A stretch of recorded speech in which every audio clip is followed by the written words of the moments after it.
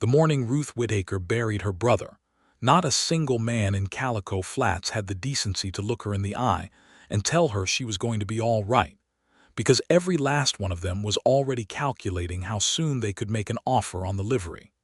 It was the spring of 1878 in the territory of New Mexico, and Calico Flats sat like a stubborn nail in the desert floor, neither growing nor dying, just enduring.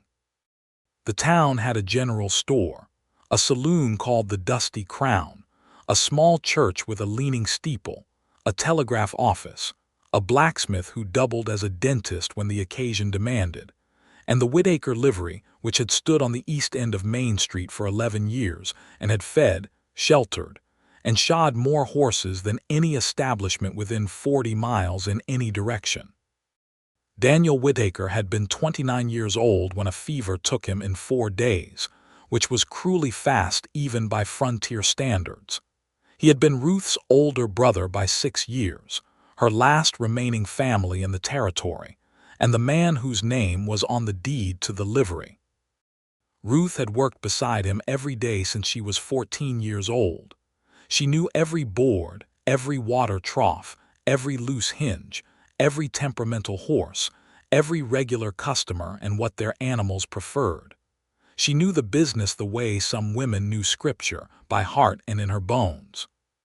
She was 23 years old, standing at her brother's grave in a black dress. She'd had to borrow from the preacher's wife, because her own mourning dress had been used as a bandage in the final desperate hours of Daniel's fever. The dry New Mexico wind pulled at her dark hair, which she had pinned up imperfectly in her haste that morning, and strands of it whipped across her face while the preacher read words over the mound of fresh red earth. Behind her, she could hear the men of Calico Flats shifting and murmuring. She caught pieces of it without turning around. "Shame about Daniel," said Hector Prout, who ran the general store. "Good man. Who's going to run the livery?" Asked someone whose voice she recognized as belonging to Bill Calhoun, a cattle rancher who kept 6 horses boarded there. "Not a woman, I hope," said another voice, low and amused. Ruth did not turn around. She stared at the cross the preacher's son had hammered into the earth, and she made a quiet, iron-solid promise to her brother and to herself that she would not let a single one of them take what Daniel had built. The days following the funeral were a blur of paper and practicality. There was the matter of the deed, which Daniel had made out jointly to both of them 2 years prior when he'd gone through a brief bout of serious illness the first time. Ruth had not known that until the town lawyer, a gaunt man named Erskine Webb, called her into his dusty office and laid the document before her with something between surprise and reluctant respect on his face. "It's legitimate," Erskine said, as though someone had argued otherwise. "The livery is yours, Miss Whitaker." "I know it is," she said, and she walked out of his office and went straight back to work. The first morning she opened the livery doors alone. She was up before the sun. She had 4 horses in the boarding stalls that needed feeding and brushing, 2 of which belonged to Bill Calhoun and 1 to the telegraph operator, a quiet older man named Harold Geer. She also had a delivery of oats due from the grain merchant in Rosario, and she needed to rehang the water gate on the south paddock, which had been sagging for 2 weeks while Daniel was ill. She did all of it before 8 o'clock in the morning. She did not ask anyone for help. She did not need to. What she did need was for people to stop hovering. Hector Prout came by first, around mid-morning, with an expression on his face that he probably thought looked sympathetic and that Ruth correctly identified as speculative. "Ruth," he said, standing at the open livery doors with his thumbs hooked in his suspenders. "I just want you to know that if you find this all becomes too much, I have a cousin in El Paso who has been looking for a property investment." "Tell your cousin El Paso is a long way from here," Ruth said, not looking up from the hoof she was cleaning. "And the livery is not for sale." "Now, no one is saying that. I'm just saying for a woman alone, Hector," she said, setting the hoof down gently and standing up to look him square in the face. "I have been running the daily operations of this livery for the better part of 3 years while Daniel handled the contracts and the books, which I am also now handling. I can shoe a horse, treat a stone bruise, replace a saddle girth, birth a foal, and manage boarding accounts for 20 animals simultaneously. Is there something specific about those tasks you believe I am incapable of? Or are you just here to offer me unsolicited advice about my own property? Hector opened his mouth and then closed it. He left without saying anything further. Bill Calhoun came by in the afternoon, and his approach was different but no more welcome. He was a broad man with a red face and a way of taking up space in a doorway that suggested he thought the world owed him that extra room. "I'll take my horses," he said. Ruth looked up from the ledger. "I beg your pardon. My 6 horses. I'll move them to the Peabody place over on the north side." Ruth set her pencil down. "May I ask why?" "I just don't think a woman running a livery alone is going to work out," Bill said. "No offense, Mr. Calhoun, your horses have been boarded here for 4 years. In that time, not one of them has been ill, not one has been injured on my property, and you have never once had cause for complaint about their condition or their care. The individual responsible for the majority of that care, from feeding schedules to the treatment of your bay gelding's recurring thrush condition, has been me. If you choose to move your animals to someone less experienced because the name above the door has changed, that is your right, but you will be doing your horses no favors." Bill stared at her. Something shifted in his red face, like a man trying to find a counterargument and coming up empty. "I'll check on them next week," he said finally, which was not what he had come in to say, and they both knew it. Ruth wrote it down in the ledger and went back to work. The weeks that followed were grueling in a way that had nothing to do with physical labor, which Ruth was well accustomed to. The difficulty was the relentlessness of it, the fact that every morning she woke up and there was no one else to share the weight of it. Daniel had been easy company, never demanding, always steady. He had known when to talk and when to be quiet, which was the most valuable quality in a working partner. Without him, the livery was the same, but the silence around her work was different. It had texture and weight. She hired a boy named Tobias Greer, 13 years old, to help with the feeding in the mornings before school. He was Harold Jeer's grandson, a quick-handed, serious child who asked good questions about horses and did not treat her strangely because she was a woman running the livery. She paid him fairly, which was more than most would have done. She also took on additional boarding contracts, going out to the smaller ranches in the surrounding desert and introducing herself, offering competitive rates and her documented record of animal care. She lost 2 accounts to stubbornness and gained 4 to practicality, because the men who valued their horses over their pride could see that her operation was clean, well-organized, and competent. She was, by the end of May, keeping the livery running and making a modest profit. She was also exhausted in a way that settled into her joints and behind her eyes and stayed there, because there was never a full night of rest when you were responsible for animals, and there was never a morning when the list of tasks was finished from the day before. She had learned not to let it show. If she showed fatigue, someone would say she couldn't manage. So she moved through her days with her spine straight and her expression neutral, and she let her work speak for the rest of it. It was the first week of June when Robert Sawyer rode into Calico Flats.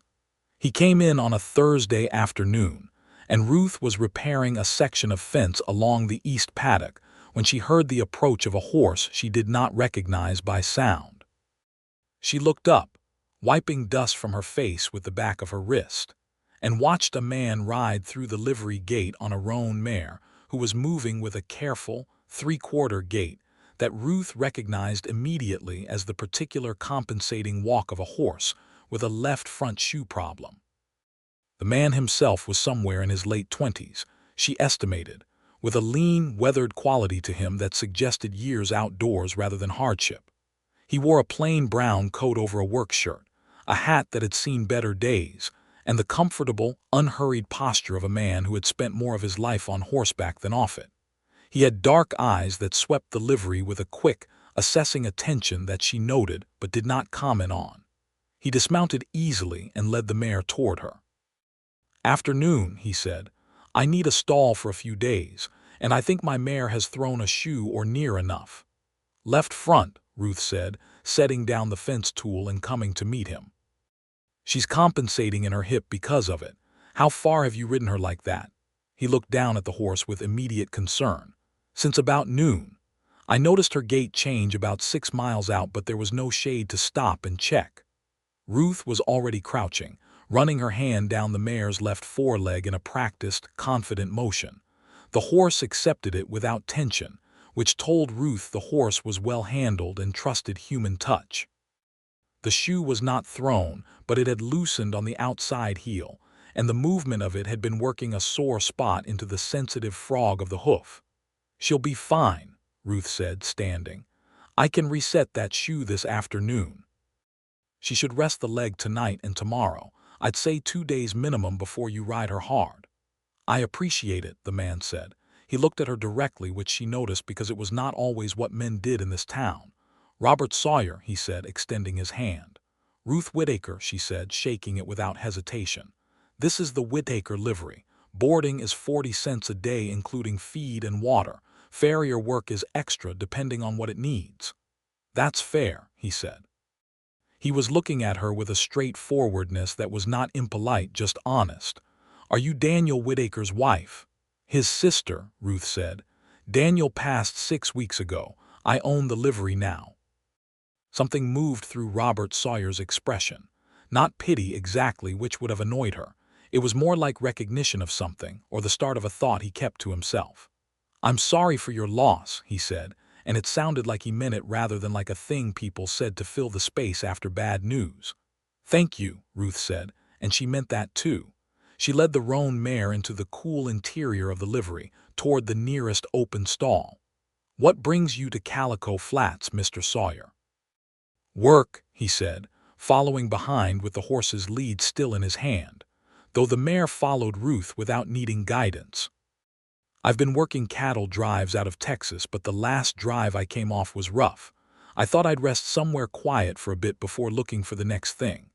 "Calico Flats is quiet," Ruth agreed. She settled the mare into the stall and began undoing the saddle ties with efficient hands. "Anything particular you are looking for in the way of work, or just general labor?" "Horses mostly," he said. "I know horses, and I'm good with my hands in a general sense." He paused. "Do you need help?" Ruth stopped what she was doing and looked at him. In the weeks since Daniel had died, she had fielded offers of help that were really offers to take the business off her hands. Offers of help that came with the expectation that she would be grateful and deferential. And offers of help that were really just a way for men to stand inside her livery and assess whether she was managing it poorly. She had turned all of them down. But something about Robert Sawyer's question was different in tone, and she tried to understand why before she answered. He had not said it with condescension. He had not prefaced it with any comment about her being alone or the work being too much for a woman. He had said it the way someone might say it to anyone who was clearly very busy and perhaps short-handed. "I have a boy who comes in the mornings," she said carefully, "but I could use an experienced hand for the afternoon work and any heavier tasks. I pay fair wages." "Then I'll help," Robert said simply, "if you'll have me." She looked at him for another moment, measuring.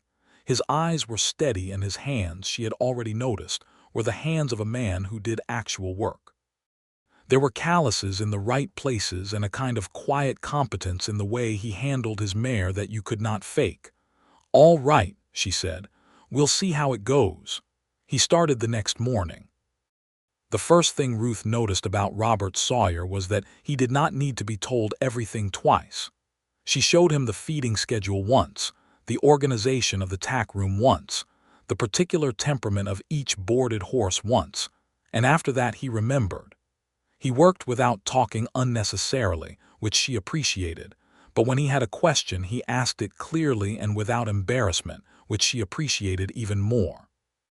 He was also, she discovered quickly, genuinely skilled with horses in a way that went beyond the basic competence of someone who had simply spent years around them. He had the particular patience of a person who understood animal behavior from the inside out, who could read a horse's mood in the set of its ears, and the tension across its shoulders before the animal showed any more obvious signs of distress. She watched him once, on the second day, spend 30 quiet minutes with a nervous gelding that had come in that morning in a state of agitation from a long journey in bad weather. He did not rush the horse or force it. He simply stood at the corner of its stall with his body turned sideways, not making eye contact, letting the animal work through its own anxiety and decide on its own terms that this human was not a threat. By the time Ruth had finished resetting 2 shoes and checking the water levels on the south paddock, the gelding was eating calmly from Robert's hand. "Where did you learn that?" she asked, leaning on the stall gate. He looked up at her. "My father kept horses," he said. He was not a patient man with people, but he understood that you could not rush an animal into trust. He said that was the difference between people and horses. Horses always let you know exactly where you stand. "That is not the worst philosophy I have heard," Ruth said. He smiled at that, and it was the first real smile she had seen from him, a sudden, warm thing that changed his face entirely and made her look away before she thought about why. The rhythm of the livery settled into something new over the following days. Robert arrived each morning before the sun had fully cleared the desert horizon, worked through the heat of the day with steady efficiency, and stayed until the evening feeding was done and the stalls were settled for the night.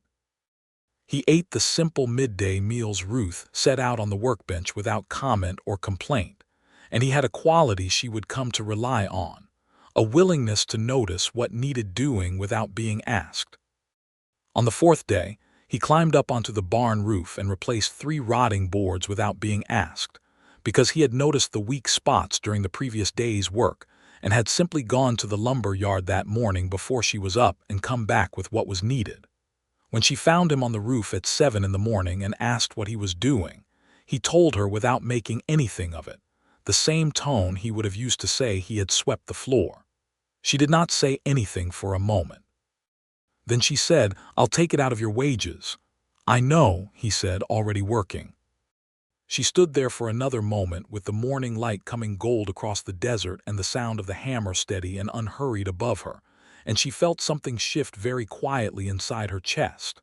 Not love, not yet, not anything she would have named, but the beginning of something, the first small easing of the loneliness she had been carrying without acknowledging it.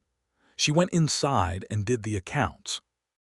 Robert's mare, whose name was Freckle, and who turned out to have a personality as particular and stubborn as any animal Ruth had ever cared for, recovered well in 3 days and was sound enough to ride lightly by the 4th. But Robert showed no particular urgency to move on. When Ruth asked him about it on the 5th morning, not pressing, just asking, he looked at her over the coffee she had started making in the small lean-to that served as the livery's office and said, "I'm in no hurry. If the work is agreeable and the pay is fair, I'd rather stay somewhere useful than ride the territory looking for the next thing."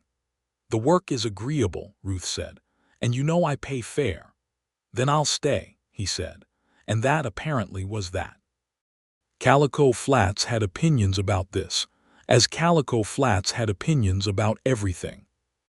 The arrival of Robert Sawyer as a permanent fixture at the Whitaker livery was noted and discussed at the Dusty Crown Saloon, at Hector Prute's general store counter, and at the church steps on Sunday mornings.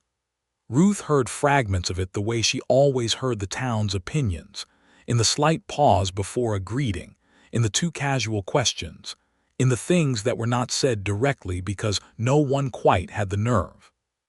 Martha Calhoun, Bill's wife, stopped her one afternoon on the boardwalk outside the general store.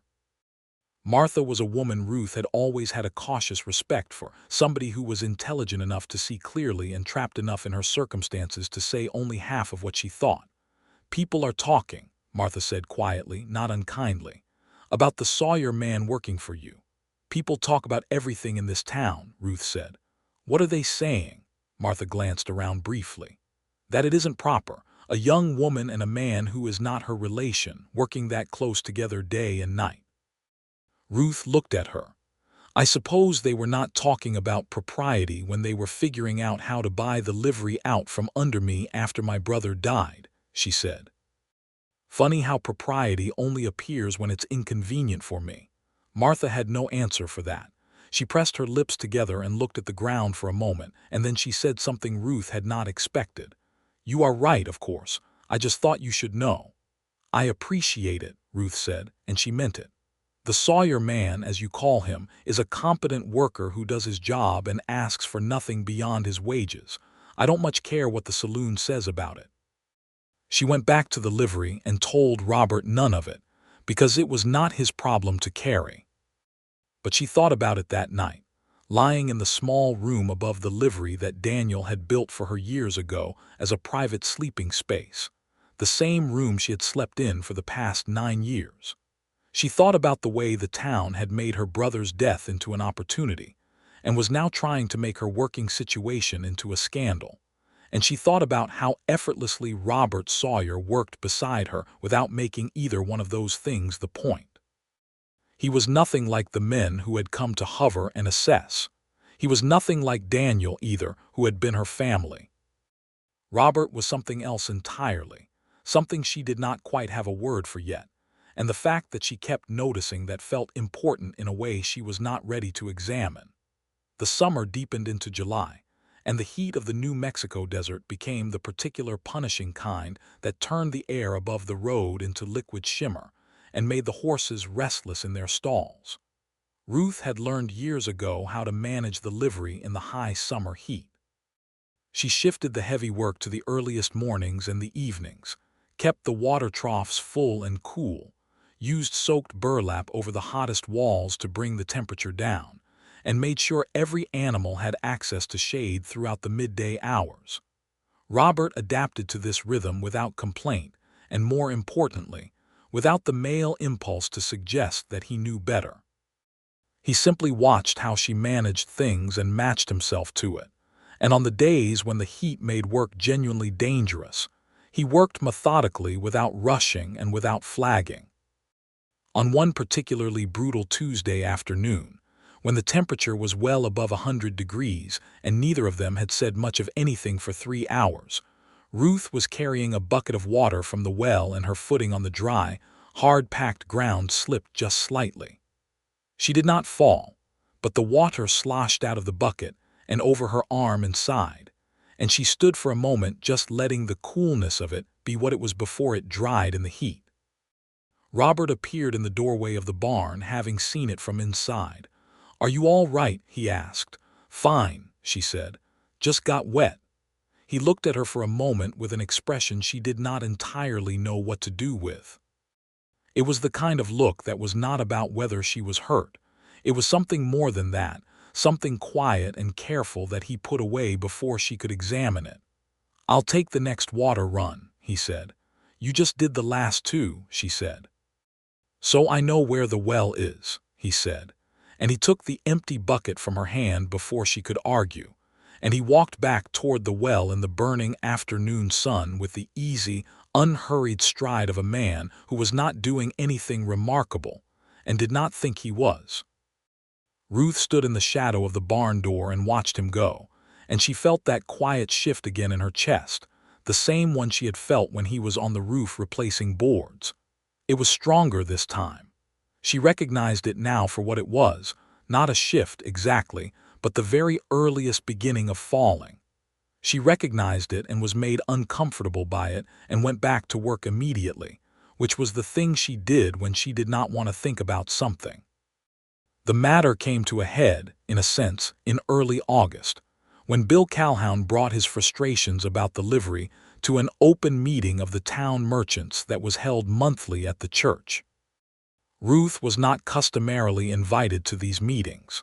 Daniel had attended them because he was a property owner and a businessman, but after his death, no one had extended the invitation to Ruth, and she had not pushed for it because she had been too busy learning how to run the livery alone. She heard about what was said at the August meeting from Harold Geer, the telegraph operator, who had been quietly on her side since she treated his horse's colic at 2 in the morning without charging him extra, and without making him feel guilty for knocking on her door at that hour. "Calhoun said the livery is being mismanaged," Harold told her the next morning, his voice apologetic. "He said it's a woman's fancy that it will keep running, and he made a suggestion to the group that the town look into whether there were grounds to dispute the ownership on account of Daniel not having a witnessed will." Ruth was silent for a moment. "The deed is joint ownership," she said. "Erskine Webb confirmed it. There is nothing to dispute." "I know that," Harold said. "But Calhoun has friends, and he doesn't seem interested in being reasonable."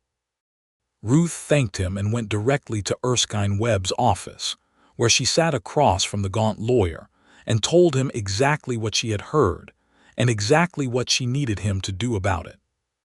Erskine, who was not a bad man at heart but was also not in the habit of going out of his way for women, sat with his fingers laced on his desk and looked at the document she had placed in front of him.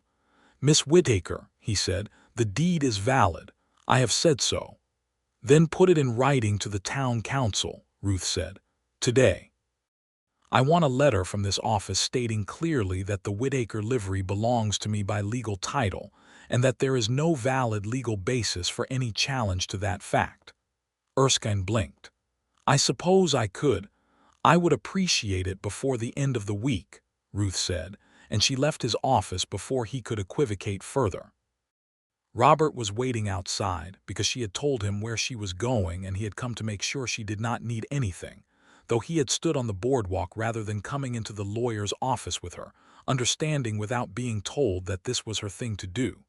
When she came out and told him what she had said to Erskine, he listened without interrupting. "Do you think it will hold?" he asked. "The law is on my side," she said. "It always was. Sometimes you just have to make sure everyone knows it clearly. Calhoun is not going to be happy about a letter from the lawyer." "Calhoun's happiness is not my concern," Ruth said. "My livery is my concern." There was a pause on the boardwalk. Around them, the heat of early August Calico Flats carried the sounds of the street, horses, distant voices, the clang of the blacksmith's hammer. A wagon rolled by on the packed earth road. Robert was looking at her with an expression that was harder to categorize than his usual calm. There was something in it that was warm and direct, and that he did not seem to be trying to conceal exactly, but that he had also not put into words, and the combination made her heart do something she would have preferred it not to. "You are remarkable," he said, and his voice was quiet, not the voice of a man giving a performance of admiration, but the voice of a man saying something he had been thinking for a while and had decided it was time to say. Ruth looked at him. She had been called capable by people who meant it as a consolation, and competent by people who meant it as surprise, and impressive by people who meant it as temporary. But she could not remember the last time someone had used that particular word in that particular tone, without qualification and without agenda. "Thank you," she said, and her voice came out steadier than she felt. They walked back to the livery in silence, but it was a different kind of silence than their ordinary working quiet. It had something in it now, a new awareness that had always been building and had finally broken the surface. The letter from Erskine Webb arrived at the town council's desk 4 days later, and while it did not entirely silence Bill Calhoun, it effectively removed any legal avenue for challenge. And after that, the whispers about disputing the livery ownership faded out like bad weather moving on. Ruth noted this with satisfaction and went back to her accounts. What did not fade was the new quality in the air between her and Robert. They were careful with it, both of them, in the particular way of people who value what they have and are afraid of ruining it. They had built something genuine in the livery, a working partnership that was also a real friendship, and neither of them seemed in a hurry to risk that by pushing at the other thing. But the other thing was undeniably present. Ruth noticed it in the way her attention tracked him without her permission when they were working in different parts of the livery. She noticed it in the way she found herself thinking about things she wanted to tell him when he was not there. Small observations about the horses or the weather or something funny Tobias had said. things that she had not thought to share with anyone in particular since Daniel died. She noticed it in the way, when she was tired after a long day, and allowed herself to sit for a moment on the fence rail at the edge of the paddock, watching the horses settle for the evening. She was aware of his presence nearby as something that made the tiredness feel less like depletion, and more like the ordinary earned exhaustion of good work done in good company. She thought he noticed things too. She thought he felt it, but she was not certain enough to act on it, and she had too much respect for what they had built to risk it on uncertainty. The thing that changed everything was a foal. One of the mares in the livery, a dapple gray named Clara who belonged to a rancher named Simon Reyes, had been in late pregnancy since Ruth took over the livery. Clara was 7 years old and had foaled twice before, both straightforward deliveries, and Simon had arranged with Daniel before his death that the foaling would happen at the livery under Ruth's supervision. Ruth had prepared for it as carefully as she prepared for everything, checking Clara's condition daily, ensuring the foaling stall was clean and deep-bedded and ready. The foal came at 2 o'clock in the morning in mid-August. Ruth had been sleeping lightly, as she always did in the final days of a pregnancy, with one part of her attention always available for the sounds from the barn below. When she heard Clara's movements shift into the particular restlessness of imminent labor, she was up and dressed and down the ladder in 4 minutes. She was not expecting Robert to already be there. But he was, sitting quietly in the corner of the foaling stall with a lantern on the floor beside him, his forearms resting on his knees, watching Clara with alert, careful attention. He looked up when Ruth came in. "I heard her from the bunkhouse," he said. He had taken the small room in the back of the livery that had been used for overnight workers in busier seasons, and Ruth had offered it to him since the summer heat made sleeping outside impractical. "I thought you might want a hand." "I might," Ruth said, and she went to Clara and began her assessment. Clara's labor was not straightforward. The foal was positioned slightly wrong, one foreleg tucked back where it should have been extended forward, and Ruth caught this in the early stages and worked carefully and calmly to correct it, talking steadily to Clara throughout in the low, reassuring voice she used with animals in distress. It was intricate, patient work, the kind that required total concentration and hands that knew exactly what they were doing. Robert did not interfere or offer unhelpful suggestions. He kept the lantern steady, held Clara's lead rope in the moments when the mare needed the reassurance of human contact on her halter, and handed Ruth what she asked for when she asked for it, cleanly and without fumbling. He was a perfect assistant because he understood his role and stayed in it. The foal arrived at 3:20 in the morning, a dark bay colt with 4 white socks and the stunned, blinking bewilderment of the newborn.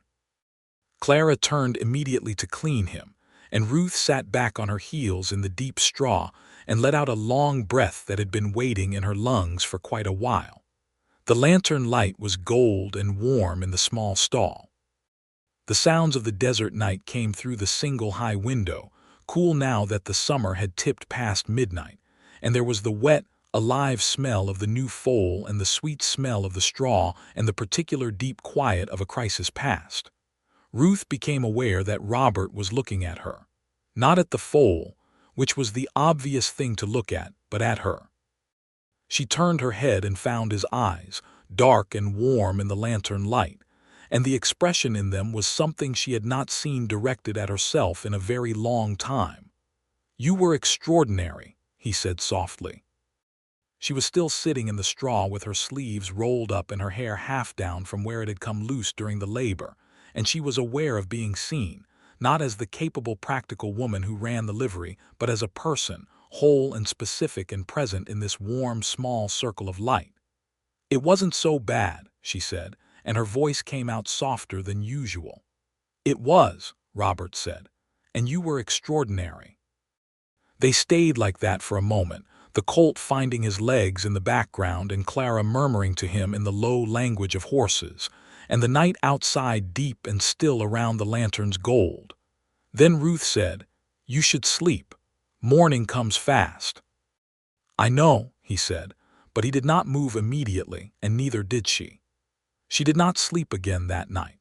She lay in her room above the barn listening to the sounds of Clara and her colt settling, and she thought about Robert Sawyer and the way he had looked at her in the lantern light, and she thought about what it would mean to let herself feel what she was already feeling, and whether she was ready for that and whether she was afraid. She was afraid. She had been afraid since Daniel died, afraid of losing anything else she cared about, and caring about something or someone meant the possibility of losing it. She had poured herself entirely into the livery because the livery was also Daniel's, and because work was something she could control and tend and make succeed. But the feeling that had been growing in her since the first week Robert Sawyer arrived was not controllable and could not be managed like a boarding account or a loose shoe. By the time the sun came up, she had not resolved anything, but she had decided that she was tired of being afraid, which was a start. The resolution came from an unexpected direction. It was Tobias, of all people, who precipitated it on a Friday afternoon when Ruth was doing the books and Tobias had finished his sweeping and was hanging around the office doorway in the way he did when he had something to say but was not sure if it was his place. "Go ahead," Ruth said without looking up. "Mr. Sawyer seems like he might be sweet on you," Tobias said, in the straightforward way of a 13-year-old who had not yet learned the art of delicacy. Ruth looked up. "Does he?" "He watches you," Tobias said, with the matter-of-fact tone of a small person reporting observable facts. "When you don't notice, and he talks about you differently than he talks about other things. Like you're important." Ruth looked at Tobias for a long moment. "When did you become so observant?" "I've always been observant," Tobias said, with a dignity that was slightly undercut by the fact that he was 13 and had straw in his hair. "My grandmother says I notice too much." "I think that's a quality," Ruth said. "So do I," said Tobias, and he went back to sweeping. Ruth sat with the accounts for another 10 minutes and did not do any actual work on them, because she was thinking about what Tobias had said, and finding that it matched too perfectly with what she already knew to dismiss it.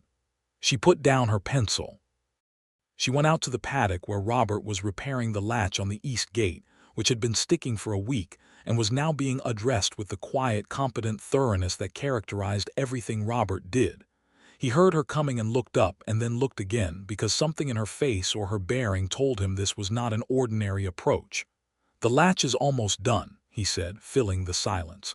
"I know," she said. She stopped at the paddock fence. "Robert." "Yes," he said. "Why are you still in Calico Flats?" she asked. He was quiet for a moment. He set the latch tool down on the fence post and turned to look at her fully, and the honesty in his face was such that she would have taken a step back from it except she had told herself she was done being afraid. "You know why," he said. "I want to hear it," she said. He looked at her, and then he said it the way he did most things, directly and without ornament. "Because I don't want to be anywhere you aren't," he said. "I've been moving from one place to the next for 5 years, and I never had a reason to stop until I came here. Until you." The afternoon was still and very hot, and a horse somewhere in the paddock stamped and swished its tail at a fly, and Ruth Whitaker stood at the fence and felt the last of the fear in her chest dissolve into something that was warm and real and entirely itself. "I am not easy to be with," she said, because she needed to say it. "I am not the kind of woman who will let someone else manage things for me. This is my livery and my work and my life, and it will stay that way." "I know," Robert said, and his voice was steady and sure. "I would not want you to be any different. I know who you are, Ruth. I came to work for you, and I have watched you for 3 months now, and I know who you are." She took a breath. "Then you had better come over the fence," she said. He smiled, and it was the real one, the sudden warm one that changed his face entirely, and he came through the paddock gate rather than over the fence because the gate was right there, and there was no need to be dramatic about it. And he walked to where she was standing, and he stopped just in front of her and said, "May I?" in a voice that was low and careful, asking permission the way you did with a horse that had reason to be uncertain of you. "Yes," she said. He kissed her gently in the hot August afternoon, with the horses watching and the wide New Mexico sky burning above them. And it was not like the grand romantic gestures she had read about in the novels that came through on the supply wagon. It was quieter than that and more real, the kind of kiss that was the beginning of something rather than the climax of something, and she found that she preferred it enormously. He pulled back and looked at her, checking, and she was smiling, which surprised her a little because she had not expected to smile immediately. "Good," he said softly. "Very good," she agreed.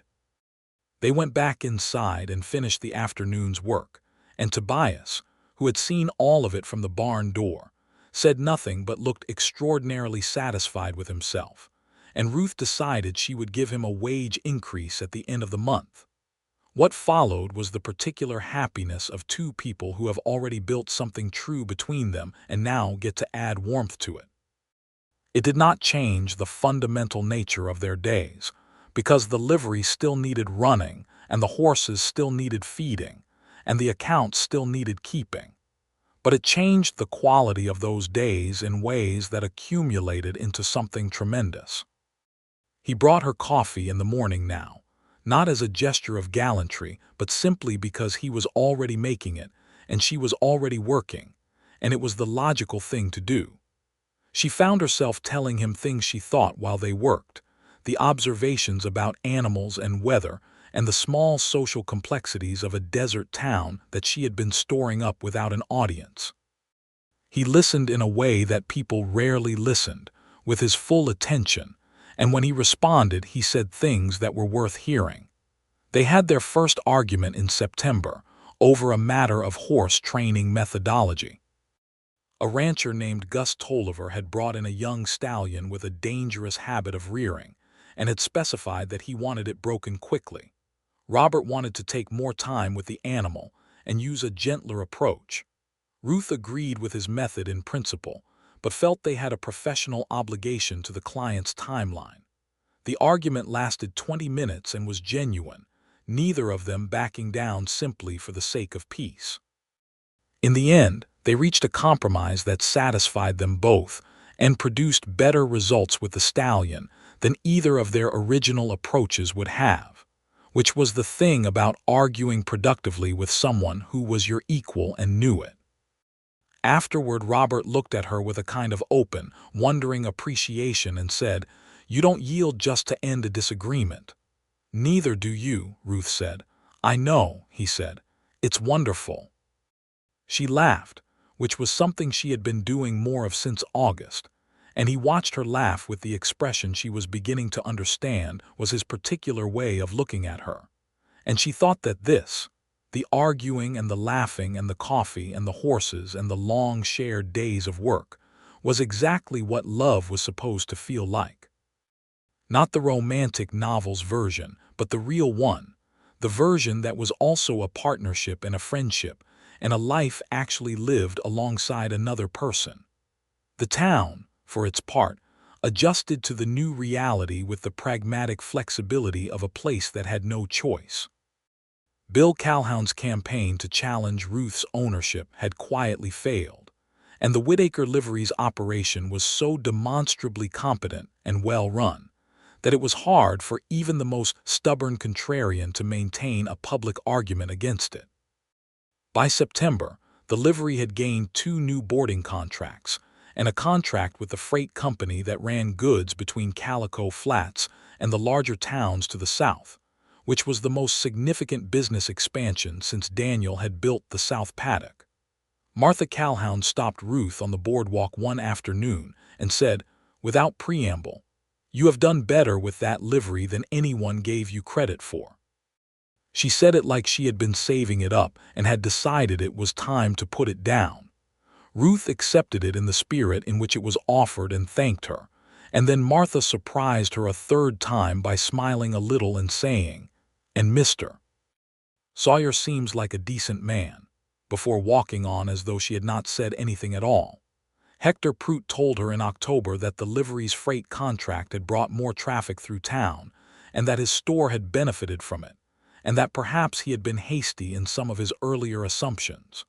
Ruth told him she appreciated the acknowledgement, and she did, in the sense that it was better than the alternative, but she had long since moved past the point where she needed it. The livery was thriving on its own terms and by her own effort, and the town's eventual recognition of that was satisfying in a distant way, like seeing a sum finally balance in the accounts after a long time of carrying the discrepancy. What mattered more to her was the life she was building inside the livery itself, the daily texture of it, the specific and irreplaceable partnership she had with Robert. On an evening in late October, when the New Mexico nights had cooled to the point of genuine pleasure after the brutal summer, they sat outside on the fence rail of the paddock after the horses were settled, the way Ruth had taken to sitting on her own some evenings since Daniel died. But now there were two of them, and the sky above the desert was enormous and dark and brilliant with stars, and the occasional sounds of the horses in the paddock were companionable. Robert said, "I've been thinking about something." "Tell me," Ruth said. He was quiet for a moment, looking at the stars. "I came to Calico Flats by accident," he said. "My mare threw a shoe, that's all it was." He paused. "I think about that sometimes, how close I came to just passing through." Ruth thought about it too. She thought about the morning she had looked up from the fence repair and seen him ride through the gate on Freckle, moving with that careful compensating gait. She thought about how she had been running on stubbornness and coffee and the refusal to be defeated, and how the exhaustion had been real even if she had never let it show. "I'm glad you threw a shoe," she said. He turned to look at her, and even in the dark she could see the warmth in his face. "Ruth," he said in a tone that was different from his ordinary voice, the tone that meant something was coming. "Yes," she said. "I would like to stay," he said, "permanently, not as a hired hand." As he stopped and then started again. "I want to ask you something important, and I want to ask it the right way, so I want to say first that I understand what this livery is to you and what it costs you, and I would never ask you to be anything other than exactly who you are. I'm asking to be your partner in this, in all of it, if you'll have me." Ruth looked at him for a long time in the starlight. "Are you asking me to marry you?" she said. "I am," he said, "very much so." "Then the answer is yes," she said, "very much so."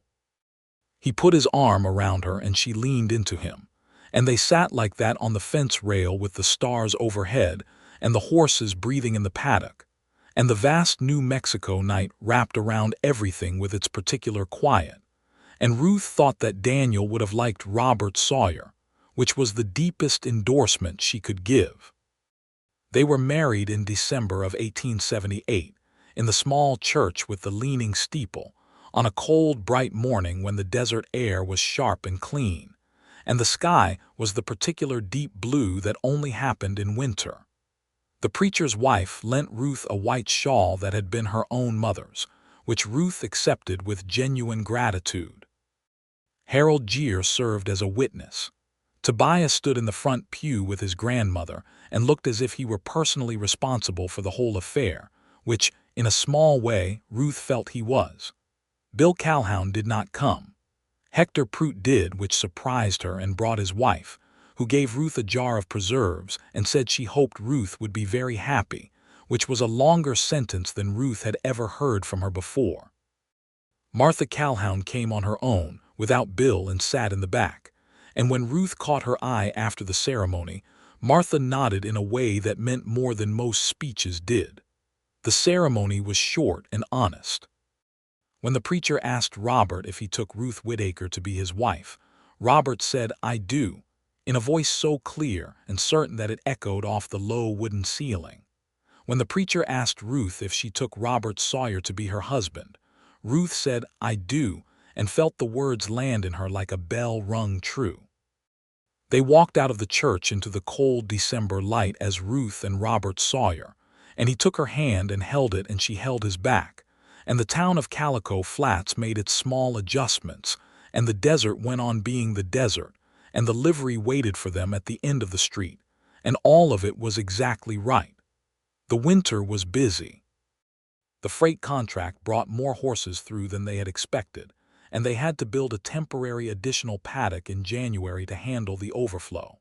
Robert had turned out to be skilled with basic carpentry as well as horses, and between the two of them and Tobias, who had become an essential part of the operation, and whose wages Ruth had raised twice. The expansion was completed in 2 weeks. Ruth managed the contracts and the accounts. Robert managed the shoeing and the heavier infrastructure.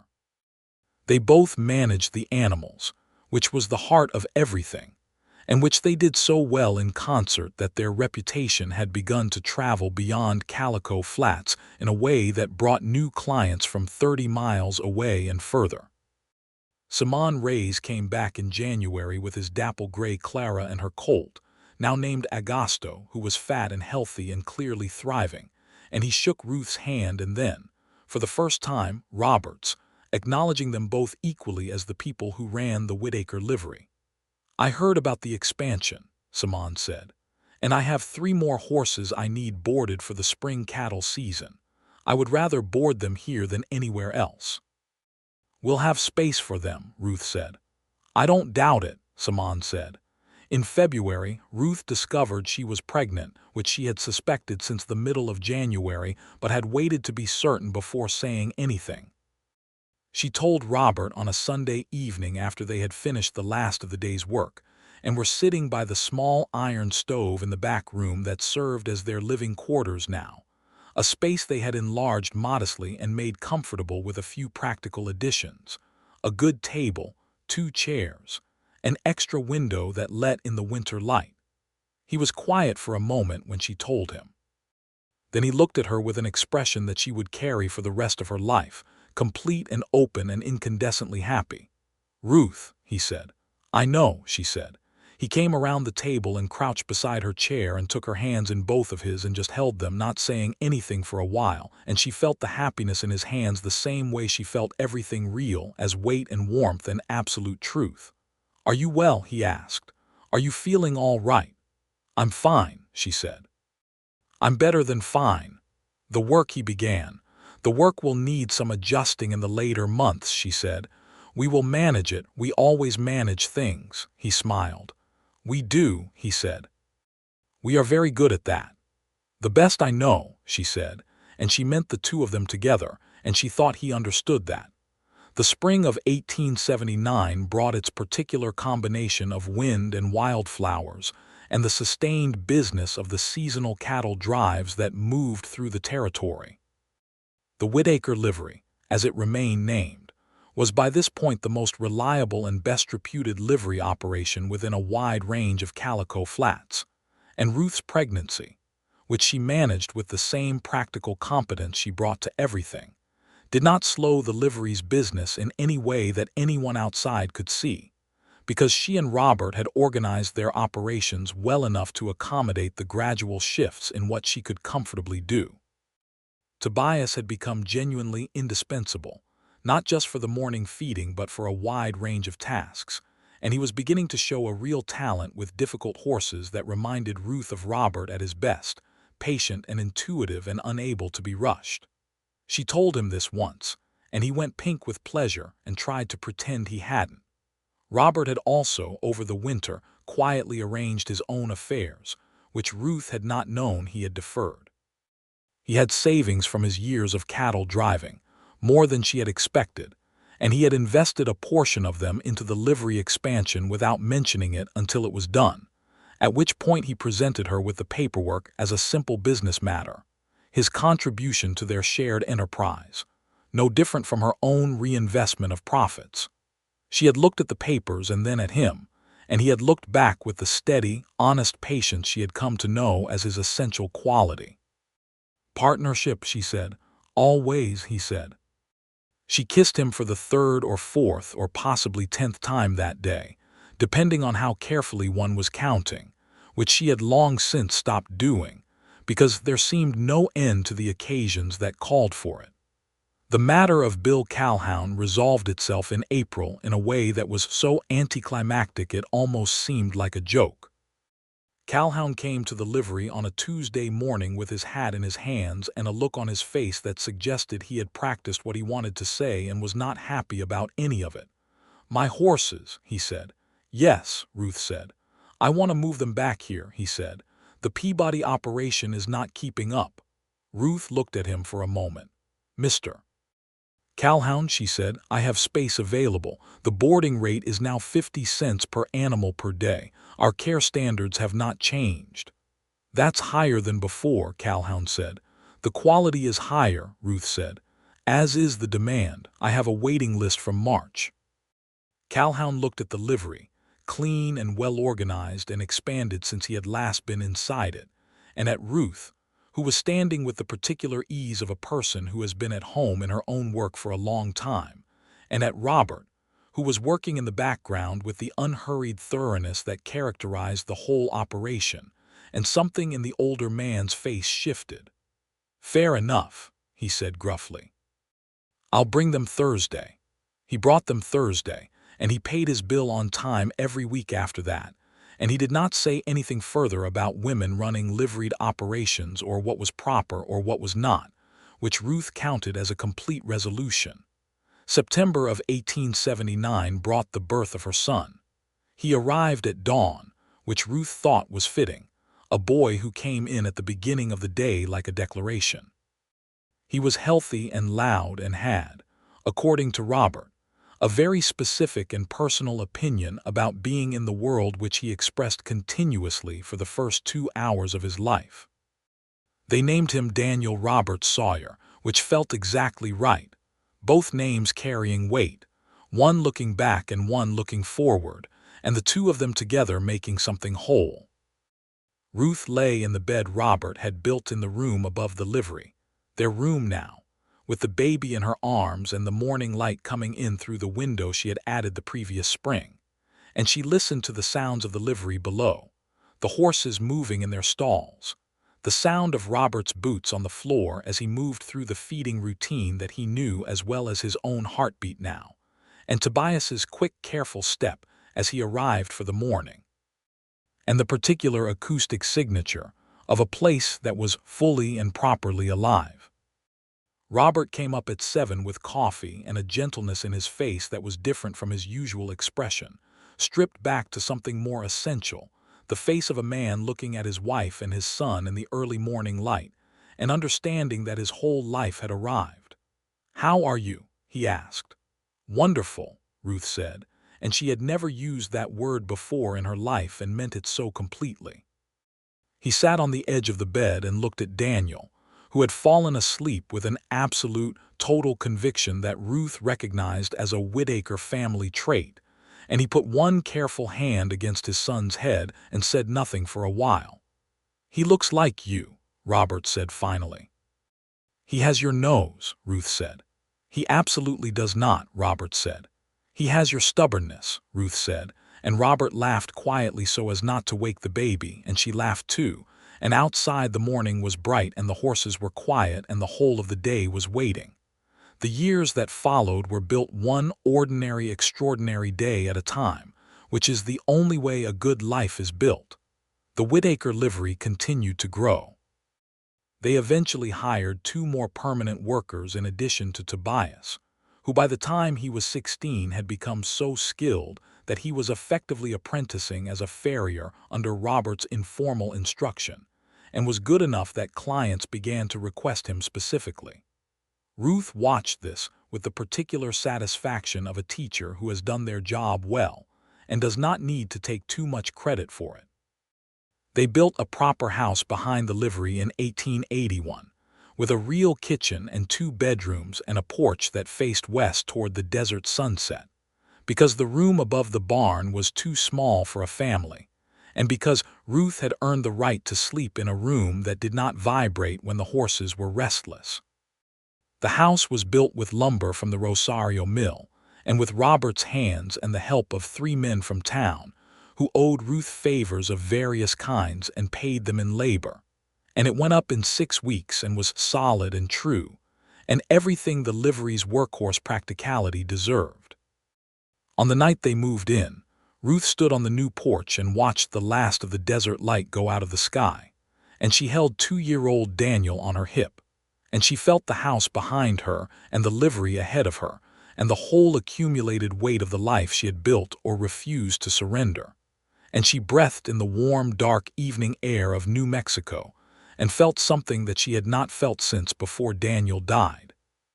which was the specific piece of a person who is exactly where they are supposed to be. Robert came out and stood beside her, and little Daniel reached for him, and he took the boy and stood with his son against his shoulder, watching the last stars come out. And Ruth leaned into his side, and he put his free arm around her, and the three of them stood on the porch of their house in the growing dark. "We did good work," he said. "We did," she agreed. "Are you happy?" He asked the way he asked every now and then, not from doubt but from the habit of checking, making sure, the same care he brought to animals and to the livery and to her. "I am," she said. "Are you?" "More than I ever expected to be," he said, and she believed him absolutely.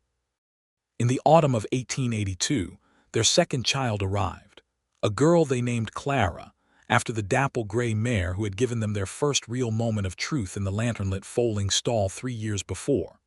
Clara was a quieter baby than Daniel had been, watchful and calm, with Robert's dark eyes and Ruth's determined set to her jaw, and she was loved thoroughly by her brother, who was 3 and took his role as her protector entirely seriously from the first week of her life. Simon Reyes, who had become something close to a friend over the years, brought a gift for the baby when he came in that autumn to discuss the spring boarding contracts, a small carved horse made from the pale wood of a desert tree, smooth and warm in the hand. He gave it to Daniel to give to Clara, which was both tactful and exactly the right thing to do. "Your operation is the best in this territory," Simon said to Ruth over the accounts that afternoon. "I have said so to everyone who asks." "And many people ask." "Thank you, Simon," Ruth said.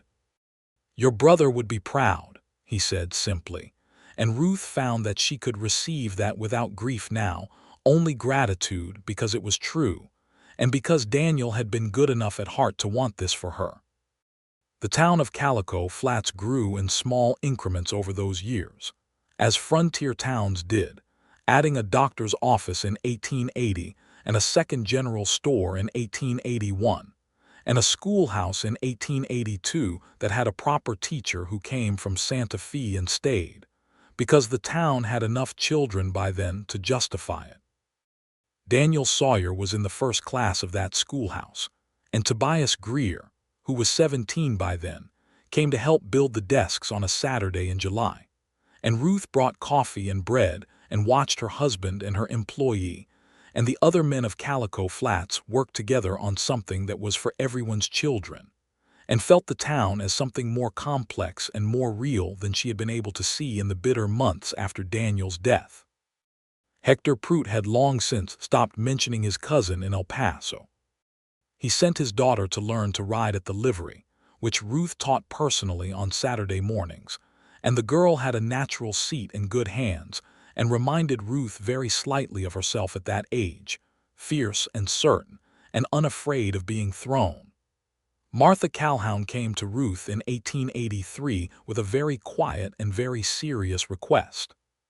Her husband had suffered a stroke and was partially incapacitated, and she needed to understand how to manage their finances, which she had never been involved in.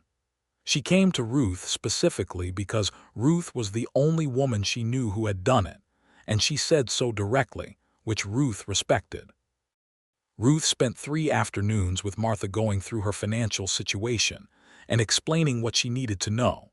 She did it without condescension and without making Martha feel foolish for not knowing things she had never been allowed to know, because Ruth understood what it meant to have the knowledge denied to you rather than to be lacking in the capacity. "You are the most capable woman I have ever known," Martha said on the last afternoon. "You are more capable than you have been allowed to demonstrate," Ruth said. "That is different from being lacking." Martha looked at her with eyes that were too bright for a moment. "Yes," she said, "I am beginning to understand that." They became, after that, something closer to friends than either of them would have predicted in 1878. And Ruth thought that was one of the better unexpected things that had grown out of those hard first months.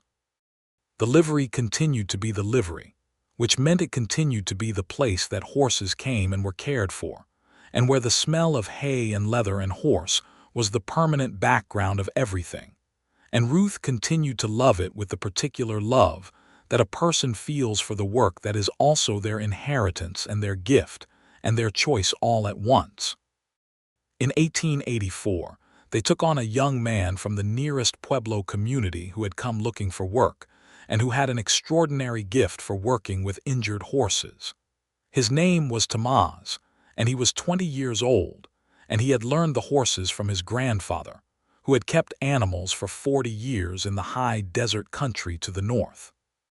Ruth hired him after watching him spend 2 hours with a horse that had severe trauma injuries from a bad fall, and seeing that his methods were more effective than anything she had seen outside of Robert's approach. There was initial resistance from some of the white clientele, as Ruth had expected there would be, and she addressed it the same way she addressed everything she found unjust and impractical, directly and without apology. She told Bill Calhoun's son, who had taken over his father's ranch accounts and was the first to raise the objection, that the best horseman currently employed by the Whitaker livery was Tomás, that his horses had been receiving superior care as a result, and that if he preferred inferior care on racial grounds, he was welcome to find another livery, though he would have to go a long way to find one. The young Calhoun looked at her for a long moment, and then he said, "Fair enough," which was what his father had said about the boarding rate years before, and Ruth thought perhaps some things did pass between generations after all. Tomás stayed and eventually became an equal partner in the livery's specialized work with difficult or injured animals, and he and Tobias, who were nearly the same age and had complementary skills, developed a working friendship that Ruth watched with the quiet satisfaction of a person who has created something that makes room for good people. Robert, watching Ruth one afternoon in 1885, when Daniel was 6 and Clara was 3, and the livery was at its fullest and most successful, and the house behind it was full of the accumulated evidence of a life thoroughly lived, said something that stayed with her. "Do you ever think about what would have happened if Calhoun had managed to challenge the ownership?" he asked. "No," Ruth said immediately. "I don't think about roads I didn't have to travel." He smiled. "I think you would have one anyway." "Of course I would have," she said, "but I am glad I didn't have to." "The town knows it now," he said, "even the ones who didn't want to." "The town knows the livery is well run," Ruth said. "That's what I wanted them to know." "They know more than that," Robert said. "They know who runs it."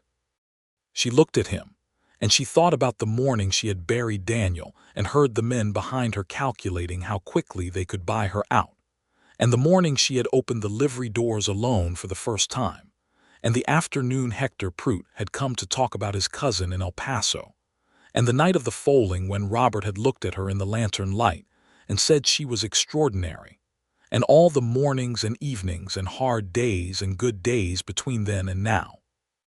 And she felt the fullness of it, not as a weight but as a kind of richness, the deep specific richness of a life that had cost something and had been worth every penny of the cost. "I know who runs it too," she said. He put his arm around her, and she leaned into him the way she had learned to lean into things that were strong enough to be leaned on without losing their essential nature, which was how she had always known she loved him, because he was strong in the way she was strong, not by requiring nothing, but by being reliable when required. That evening, after the children were asleep and the livery was settled for the night, and the desert dark had come in full and quiet around the house, they sat on the porch together and watched the stars that were the same stars they had watched from the paddock fence on the October evening he had asked her to marry him, enormous and brilliant above the high desert country, indifferent to human matters in the best possible way. "Are you happy?" he asked, the old habit. "I am," she said. He was quiet for a moment, and then he said, "I want to tell you something I have thought for a long time." "Tell me," she said. "When I rode into this town on a horse with a loose shoe," he said, "I was not looking for anything. I was just tired. I've been tired for a long time without knowing what of. And then I came into this livery, and a woman looked up from fixing a fence and told me my horse was compensating in her hip from 6 miles back before I'd finished saying good morning, and I thought." He paused. "I thought, that is the most alive person I have ever seen." Ruth turned to look at him. "Not capable," he said, anticipating her. "Though you are the most capable person I know, not remarkable though you are, alive. Like the way some horses are, where you can see their whole nature in the way they carry themselves and there is nothing held back, nothing pretending." He looked at her steadily. "I knew from that first minute that I was going to love you. I didn't know how or if you would let me, but I knew." Ruth was quiet for a while. The desert night breathed around them. A coyote called somewhere far out in the dark and was answered from further away still. "I knew the morning you replaced those boards on the roof," she said. "I didn't know what to call it then, but I knew." He smiled, and even in the dark she knew that smile, had known it for 7 years now, the sudden warm one that changed his face entirely.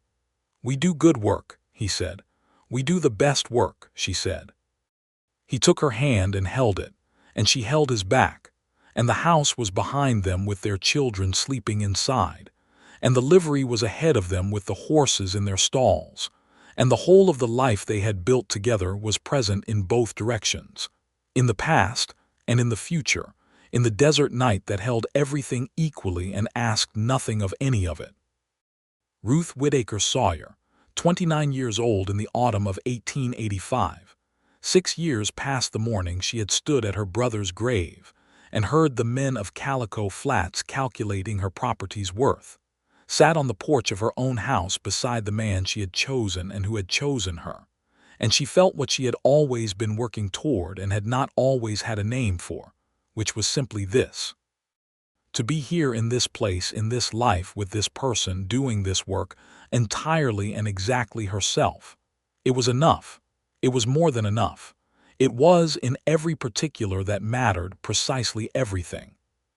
The stars kept their ancient lights above the desert, and the horses breathed in the dark, and the night was very still and very full, and all of it was home.